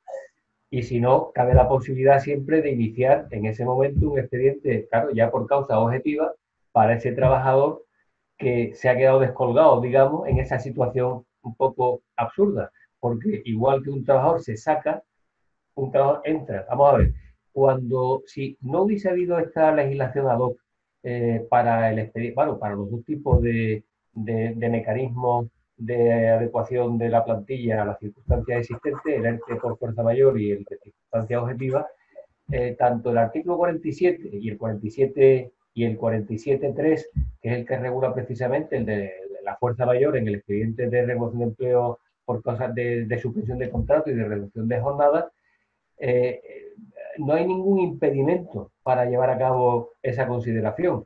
Con lo que ocurre que es que estamos ante una legislación en donde no se aplica de manera subsidiaria la norma, sino se aplica la norma que se ha impuesto de manera transitoria, pero que es el régimen jurídico existente. Entonces, mi opinión personal es que no tendría por qué, es decir, el empresario renuncia, digamos, al expediente en su totalidad. Saca al trabajador. En ese caso le cambia la circunstancia, la fundamental, que es la de la cotización, y se establece un mecanismo diferente de cotización. Pero eso no impide que entre uno y que salga otro. Entre otras cosas porque en relación con, por ejemplo, con el mantenimiento del empleo, se establece una concepción nominalista de los trabajadores afectados en el ERTE. Es decir, no es el número de trabajadores, sino los que estaban en el momento en el que se aplica el ERTE. Siendo los mismos, a mí me parece, por una mera consideración de interpretación sistemática, considerando el régimen jurídico ordinario de las suspensiones de contrato, que no debería de haber problema. Pues imagínense que vamos a ponernos en el escenario siguiente. Estamos en el supuesto 1 de desescalada y por circunstancia de un rebrote nos vamos al 0 mañana en esa provincia. Pues las circunstancias han cambiado. ¿Qué pasa? ¿Que vamos a aplicar la cláusula de rebus sic stantibus también ahora aquí? Oiga, es que hay un instrumento y el instrumento tiene que ser racional y aplicado sobre la base del sentido común. Es que puede darse. Y además, empresario entiende, imagínense un empresario que hoy le llega mucha gente al bar, la policía ve que no se están cumpliendo las reglas, al empresario se le va de las manos el asunto y mañana tiene que cerrar. ¿Qué pasa con ese empresario que es de hostelería y que el problema se lo han generado? Es que él no ha generado ningún problema. ¿Cómo no le van a...? Yo creo que aquí, en mi opinión, son los empresarios, las confederaciones, los que tienen que exigir una interpretación razonable de ese tema, porque ese tema se puede plantear absolutamente. Pero yo soy de la opinión de que debería de volver a aceptar, a pesar de que ya el mecanismo de financiación, insisto, es distinto. Tengan en cuenta que los trabajadores que se quedan en el ERTE, no los que están trabajando, tienen una exoneración menor. Por lo tanto, en realidad nunca se puede entender aquí que se haya actuado con mala fe, con nocturnidad o con alevosía por parte del empresario, ni mucho. Una pregunta que hace Juan Núñez Moreno sobre la paradoja de la situación del sector agrícola. ¿Qué propuestas de solución? La paradoja en el sentido del desempleo que hay, con la dificultad que hay. Él pregunta por ¿qué propuesta de solución a esa situación? La dificultad de encontrar mano de obra con el desempleo. ¿Qué propuesta de solución realizan algunos de los ponentes? Pues salvo que haya algún tipo de... Es que ahora mismo es muy complicado, porque además incluso se han planteado posiciones de no admitir productos agrícolas de otros países para poder llegar a tener recogida, pero es que los productos españoles no tenemos quien vaya a recogerlos. y cómo estableces una posición de obligatoriedad, entre comillas, de que personal que está cobrando subsidio, está en ERTE, vaya a realizar esa actividad. Tiene muy difícil solución, sobre todo con provincias con escaladas, desescaladas. Fíjate en la provincia de Málaga, que está en fase 0, la de Granada, que está también en fase 0. Vamos a ver, en fin, yo quizás sea un poco más extremista en la solución. Yo cuando el año pasado se planteó, salió la noticia en la prensa. Yo recuerdo que escribí un artículo porque a mí me abochornaba en este caso como andaluz. Y es el tema recurrente del subsidio y del PER. En realidad es un problema del subsidio, es una cuestión secundaria. Lo que pasa es que estamos acostumbrados a englobar todo en algo que se llama el PER, pero no es exactamente el PER. Vamos a ver, la provincia de Huelva se planteaba la situación de necesidades de mano de obra de 8.900 temporeros, que eran sobre todo temporeras para recoger la fresa y otros frutos rojos que se cultivan en la marisma de Huelva. Y había en ese momento 9.200 personas desempleadas agrarias percibiendo el subsidio. Lo cual está claro, lo que hay que cambiar es la norma y hay que trabajar, porque el artículo 35 de la Constitución no solamente establece un derecho al trabajo, sino un deber a trabajar, porque es el mecanismo que garantiza el sostenimiento y la financiación necesaria para el estado de bienestar. Por lo tanto, yo creo que le he contestado a Aquino de manera adecuada. Otra cosa es que las cosechas, si no se hace otra cosa, se van a quedar en la tierra, lo cual es un gran problema. Para Alberto, un empresario del sector turístico, hoteles, agencias de viaje, empresas de transporte de viajeros, colectivos de guía, terminan los ERTE y tiene que mantener 6 meses. Y dice el empresario, ¿de dónde lo mantengo?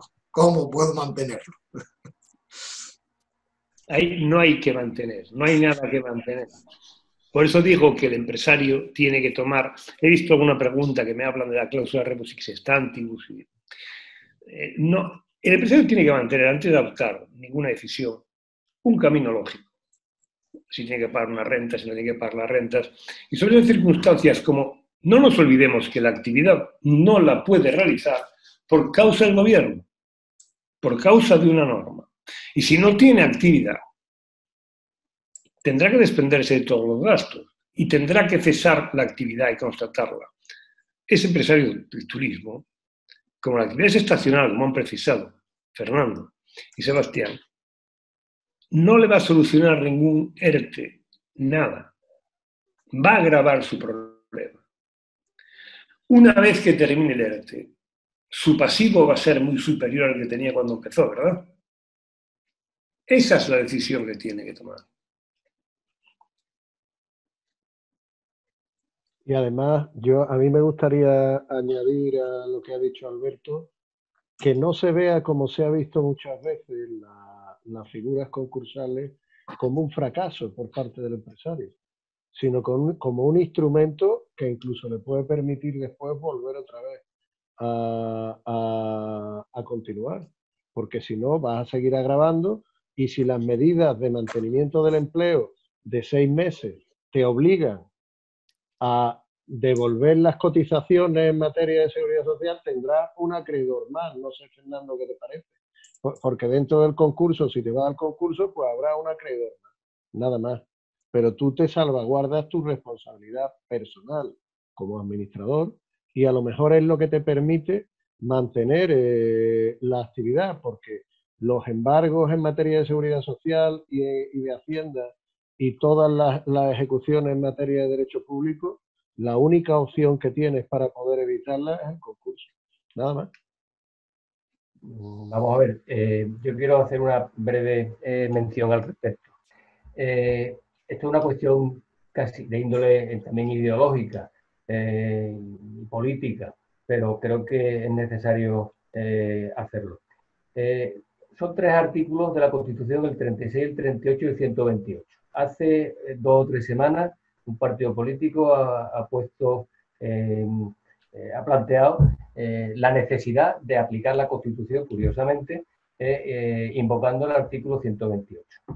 Bien, nosotros, la tradición de los países occidentales es una tradición de democracias liberales en donde se siguen planteando los tres principios por el que arranca precisamente los procesos liberales allá en el siglo XVII, que es la integridad física, la vida, la libertad y el derecho a la propiedad.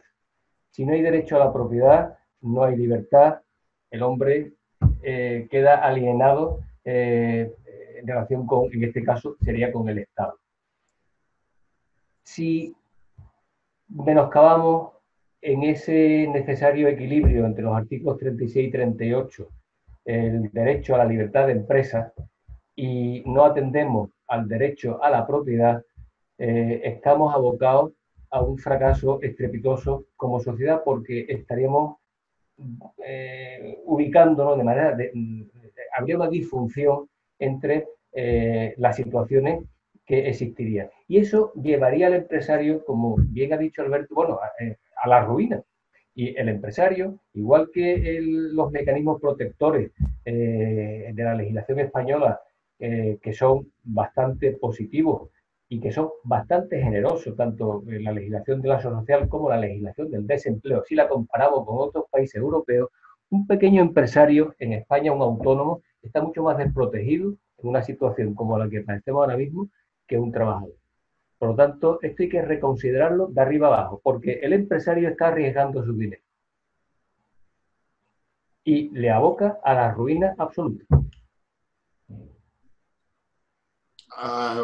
Otra pregunta: ¿los trabajadores de alta en el régimen general asimilado han sido los grandes olvidados en las diferentes normas? No han podido acogerse ni al desempleo ni a la prestación por cese. ¿Cómo regularía la solución de estos trabajadores? Nos pregunta Patricia Gómez. Claro, yo al menos te digo que han sido ellos y los mutualistas, como de la mutualidad de la abogacía, como Alberto Hoyo, que tampoco hemos sido de los olvidados. Si se refiere a que tiene relación porque es administrador, socio, o convive con un administrador o un socio y no ha cotizado la prestación de desempleo, lamentablemente no sé, y no tiene un seguro privado, pues lo va a tener bastante complicado. La única situación sería asimilarlo, pero claro, no tiene cotización en ese aspecto. No sé qué te parece a ti, Fernando, y a ti, Alberto. Yo lo que creo, vamos a ver, que estas situaciones muy peculiares, como casi todas, no podemos pensar en una solución a medio plazo, a corto plazo. ¿Qué pasa? Que a medio plazo nos morimos. Pero yo creo que esto con frialdad, no hay juez que lo resista. Hay una pregunta muy interesante en el chat de Juan Francisco de Lorenzo. Dice: ¿qué previsión tenéis de venganza del gobierno? Preparados. Llegado el momento, cuando se revisen estos ERTEs, no va a quedar títere con cabeza. El afán recaudatorio va a ser infinito. Entonces yo lo que digo es, vamos a prepararnos el que pueda aguantar a medio plazo sin tomar decisiones precipitadas, y el que no pueda de corto plazo que tome decisiones drásticas, que no puede esperar más. No es algo imprevisible lo que está sucediendo. La forma en que legislan. Y yo creo que Fernando, de forma contenida, lo ha expresado de maravilla. O sea, con la estructura intelectual y moral de este país no vamos a ningún sitio. Lo que sí me parece exagerado de Fernando es que dijese que nos incluyese en Occidente. Porque a mí me parece que incluirnos en Occidente es un acto de valentía. Bueno, yo creo que hasta hace un año y pico yo me consideraba occidental. Ahora ya no sé dónde estoy ubicado. Tendré que coger una brújula y mirarlo. Pero estamos hablando de las circunstancias inmediatas. Y la circunstancia inmediata es que efectivamente hay una serie de personas que se han quedado totalmente desprotegidas. Es verdad que la norma, a partir del decreto ley 11, me reconviene en parte la situación, quizás por la insistencia de los autónomos, fundamentalmente de ATA, y bueno, han conseguido la posibilidad al menos de cobrar la prestación por cese de actividad, incluso cuando en su momento, en el momento de darse de alta en el RETA, no optaron por ello. Y se establece un mecanismo transitorio durante la situación para que ello sea posible. Yo entiendo que por una cuestión de equidad era necesario haber hecho extensivo eso a los socios que están incluidos, no ya en el artículo 305.2 de la Ley General, sino que están en el régimen general excluidos por una cautela de previsible fraude, pero que es que una cautela de previsible fraude en una situación de crisis sanitaria inaudita en nuestro país debería de haberse abierto la mano, igual que se ha hecho como criterio con los autónomos, porque el padecimiento económico de esas personas es exactamente el mismo. Yo solo te insistiría, Fernando, que el mismo o peor, porque en algunos casos parte de esas personas que están en el régimen general sin base de desempleo han aportado financiación propia a las empresas para tratar de seguir manteniéndolas en gastos fijos, comunes, con lo cual es una posición muy complicada. Yo estoy de acuerdo contigo, quizás porque no han tenido ningún representante orgánico que haya presionado a nivel mediático para esa situación. Bueno, no sé, vamos terminando. Disculpe los distintos oyentes que no podamos hacer tantísimas preguntas como hay, pero intentaremos contestarlas todas por correo electrónico posteriormente. Una empresa que tiene un ERTE por fuerza mayor y decide seguir, no reanudar su actividad. Sigue con las exenciones de cotización, decide. Bueno, ya... ¿Qué opináis? Pero es que no entiendo bien la pregunta, José Luis. Decide... Una empresa que tiene un ERTE por fuerza mayor y decide no reanudar su actividad hasta el 30 de junio porque no le es realmente rentable abrir antes y deja a sus trabajadores en el ERTE. Eso está contemplado perfectamente, de acuerdo, sin ningún problema. Sin ningún problema. El tema es que hasta el 30 de junio, a partir del 30 de junio, siga habiendo actividad o no, ya está. Sí, sí, pero sigue teniendo derecho a la exoneración de las cuotas durante el mes de mayo y junio. Sí. Yo entiendo que sí. En los yo tengo ciertas dudas, dudas. En el acuerdo está claro. En el acuerdo, si fijáis, el punto 1.1, si me permitís, que contara con un expediente de regulación temporal de empleo. Lo prolonga hasta el 30 de junio y luego se prolonga. La última, en su ámbito competencial, lo que dice es que se reserva el derecho el Consejo de Ministros, a través de, lógicamente, de un Real Decreto, de prolongar esa situación en los sectores en donde... No. Yo me refiero al 1.1 que dice, y estuvieran afectadas por las causas referidas en dicho precepto que impidan el reinicio de su actividad, que impidan. No es que yo decida porque esa es la duda. Si os fijáis en el 1.1, dice y que impidan, porque es una empresa que tiene prohibida la actividad. Ahora, si es una empresa de las que en la fase 1 puede tener la actividad, pero decide no tenerla porque no le es rentable, creo que impidan el reinicio es una cosa y decidan el reinicio es otra. No sé, tengo mis dudas. Es que hay dos planteamientos. Uno, que la previsión que hay es de que sean hasta 6 prórrogas el estado de alarma, con lo cual nos iríamos hasta el día 30 de junio exactamente, con lo cual no hay ningún problema. Segunda opción, es que yo creo que esas dos palabras en una situación extraordinaria como la que vencemos son sinónimos. El impedimento y la prohibición. Vamos a ver... si ha habido una causa, o sea, si la causa de fuerza mayor de manera indirecta motivó la correcta adecuación de un ERTE por fuerza mayor de manera formal, la causa en el fondo no se ha modificado, por lo tanto, siendo la misma causa, yo la prolongo hasta el momento en donde la ley dice que finaliza los efectos. Por lo tanto, hombre, apoyatura legal, desde luego, tiene todo, en mi opinión.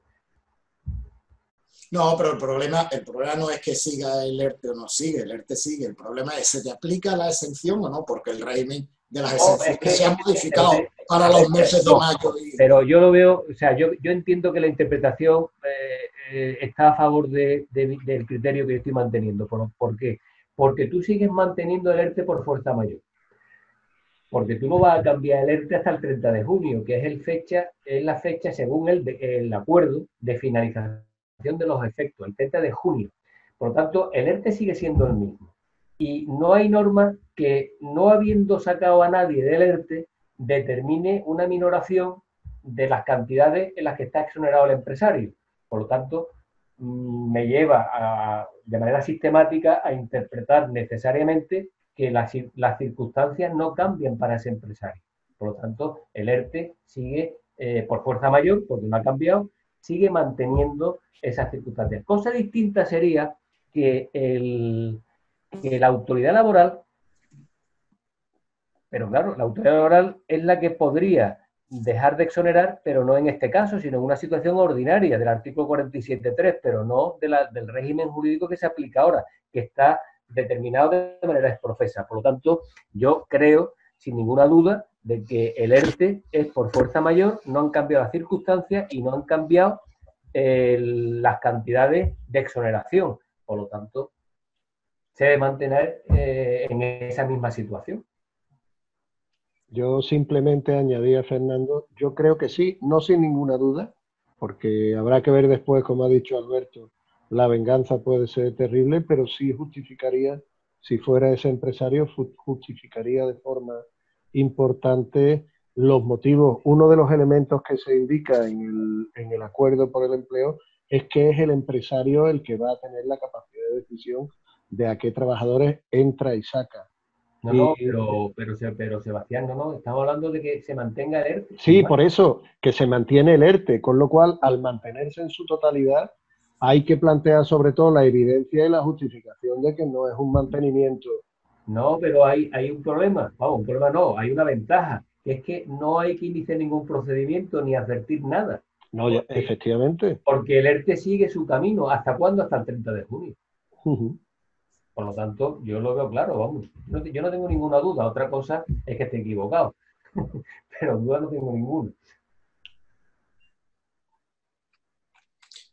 ¿Os dais cuenta lo complicado que es para un empresario asumir todos estos conceptos? Totalmente. ¿Os cuenta que algo que tiene que ser sencillo y elemental, ni nosotros nos enteramos? Eso es insostenible. Pues sí, lleva toda la razón. Y además, Alberto, apostillando una cosa, que la primera obligación de un empresario en una economía de mercado es ganar dinero. Porque si no gana dinero, el empresario tiene que cerrar inmediatamente. Cosa que en Cádiz y en la Bahía no se conoce bien. Por las circunstancias por las que yo empezaba mi adopción. El empleo público. La distancia infinita que nos alejó del mercado durante 50 años. Empresas públicas. Bueno, yo creo que una que está clara, en el caso de que una empresa asuma la imposibilidad de mantener el empleo e incumpliese con el mantenimiento del empleo extinguiendo uno de los contratos, ¿qué debe devolver? ¿El contrato que nos ha mantenido o la exoneración completa que ha aplicado por el ERTE? No, desde el momento en el que saca un trabajador del ERTE, ha renunciado a la exoneración completa. Por eso digo yo que tengáis claro lo que vais a hacer. Efectivamente, en otros momentos un incumplimiento de la estabilidad del empleo implicaba la devolución de la cuota correspondiente al trabajador que hayas incumplido o al número de trabajadores que haya incumplido. Aquí no. Aquí una empresa de 500 trabajadores incumple el compromiso con un solo trabajador y devuelve las cotizaciones de los 500 trabajadores. Sí, es cierto, es cierto. Sí, sí. Y aunque luego... Pero esa norma que apareció en el decreto ley 11 habla de malicia, en fin, de ocultamiento. Si se hacen las cosas de manera transparente, yo creo que no hay por qué, en fin, son cuestiones que COE posiblemente y CEPIME deben de exigir una interpretación adecuada, precisamente para no pillarse los pies. Muy bien. Bueno, pues muchísimas gracias a todos los ponentes, fundamentalmente, por su brillante exposición y sobre todo por la aclaración de estas respuestas. Disculpa a los que se han quedado con alguna respuesta sin contestar y seguimos en la Confederación de Empresarios atendiendo todas las dudas que tengan las empresas por estos temas. Muchas gracias. José Luis. Gracias a todos. Gracias. Hola. Antes de que os vayáis, ¿me escucháis? Sí, sí, Belén. Que muchísimas gracias a Sebastián Díaz, Fernando Sique y Alberto García, de parte de la Confederación de Empresarios de Cádiz y de Andalucía, por colaborar con nosotros en esta jornada, que pensamos que era muy interesante para los empresarios. Y nada más que comentar por último que le vamos a enviar a todos los asistentes un cuestionario de evaluación para que puedan valorar esta jornada y así nos ayuden a mejorar en las siguientes que se vayan haciendo. Y también nos gustaría contar con su ayuda en una encuesta que está realizando la Confederación de Empresarios de la provincia de Cádiz sobre la situación de las empresas ante el COVID-19. Hace 2 semanas se dieron los resultados de una primera oleada y ahora en la segunda oleada que acaba este viernes, pues nos gustaría que nos dieran más que nada su opinión para ver cómo se encuentra la situación de tanto las empresas pequeñas, grandes como autónomas. Aquí puede participar cualquiera.